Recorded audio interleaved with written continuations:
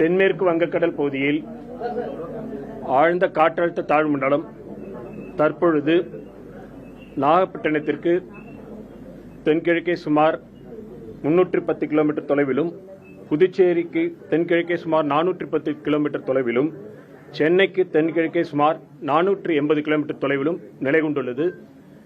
இது வடக்கு வடமேற்கு திசையில் நகர்ந்து 30ஆம் தேதி காரைக்காலுக்கும் மகாபலிபுரத்துக்கும் இடையே 30ஆம் தேதி காலை ஆழ்ந்த காற்றழுத்த தாழ்வு மண்டலமாக கரையை கடக்கக்கூடும்.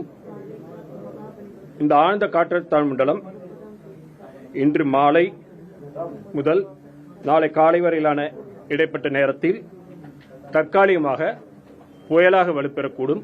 அதன் பின்னர் வலு குறைந்து கரையை கடக்கும் பொழுது ஆழ்ந்த காற்றழுத்த தாழ்வு மண்டலமாக கரையை கடக்கக்கூடும்.